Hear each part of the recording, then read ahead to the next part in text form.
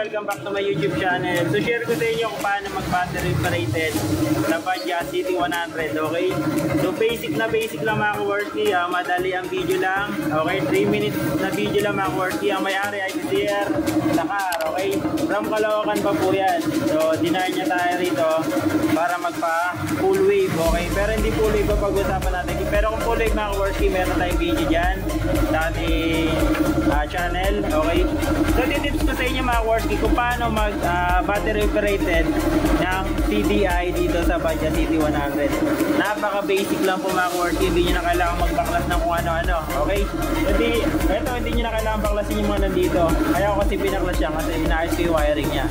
Kumbaga magbibigay lang tayo ng tips mga kaworski kung paano mag battery operated ng CDI dito sa Bajaj CT100.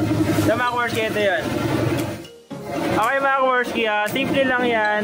So ito yung linya ng CDI ninyo. And then ito yung linya ng inyong stator. Okay? Napaka basic lang po para malaman kung paano mag battery operated ng CDI. Hindi nyo na kailangan magpalit ng stator, okay? O ng primary. Kasi madalas sa CT100 nasisira ang ating primary coil, okay?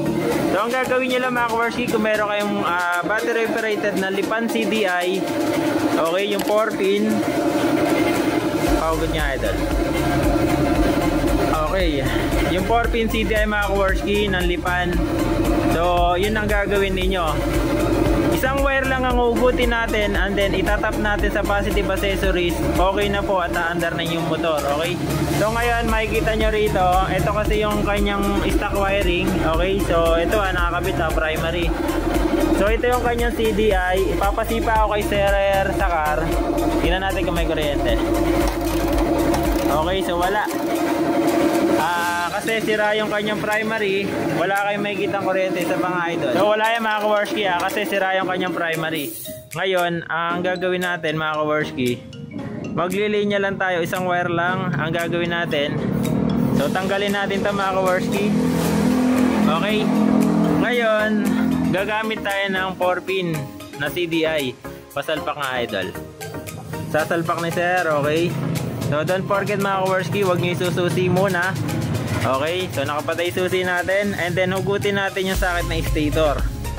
Napaka basic lang na ito mga kaworski.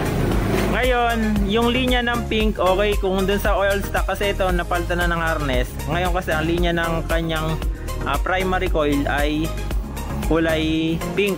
Pero sa original na kulay mga kaworski, kulay red po yun, okay?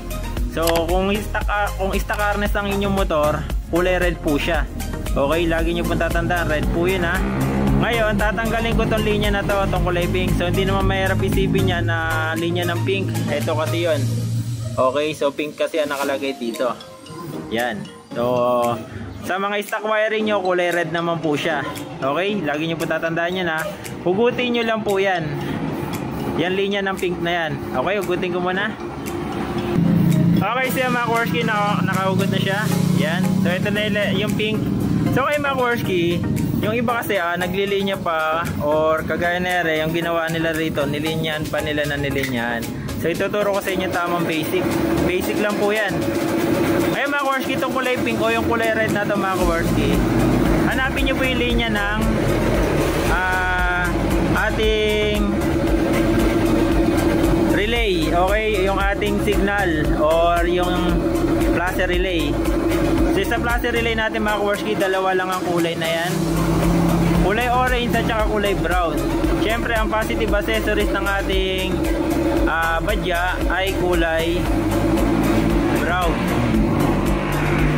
Okay, so kulay brown mga kaworski. So ngayon, harness, balatan natin to and then itatap lang natin to sa linya ng brown. So itatap ko muna mga kaworski. Okay mga kaworski, so yan, tinap ko siya sa brown. Yung kulay red natin o yung kulay pink natin mga kaworski, red kasi sa stock wiring red po siya. Ulitin ko sa stock wiring red po talaga ang kulay na yan. And then dito kasi sa mga replacement po, kulay pink na po kasi siya. So tinap ko po siya sa brown. Ngayon, ito na yung spark plug. So nakakabit na rin yung ating CDI na battery operated. So sir, sipahan mo nga. Okay, nakikita nyo may kuryente. So ganun lang mga kaworski mag-DIY ng battery operated na CDI. Kahit sino kayang-kayang gawin to mga kaworski. Napaka basic lang. Sundan nyo lang po yung ginawa ko, okay? At gagana na yung spark plug o magkakakuryente na po yan. Pero kung hindi gumana mga kaworski, meron pang ibang depekto. Basta mga kaworski, madalas kasi sa mga CT100 ang nasisira ay yung kanyang primary coil, okay? Kaya ang gagawin nyo, bili lang kayo ng battery operated na CDI. Napakamura lang na yan. So nasa 350 lang po yan mga kaworski. And then palitan nyo lang, okay na po yun. So hindi na kayo magbabaklas ng stator o kailangan nyo pa ng puller para magbaklas. I-battery operated nyo dahil mas maganda ang battery operated. Okay? Yun lang mga kaworski, sana may natutunan kayo. Ulit nga sir, baka scripted eh. Alright, so yan, meron talaga. Meron ba sir? Meron. Alright, o diba? So napaka basic lang ng ating ginawang tutorial. So sa mga hindi pa nakasubscribe dyan, subscribe na kayo and then click nyo na notification bell para update kayo sa mga video ilalabas natin dito sa ating YouTube channel. Alright!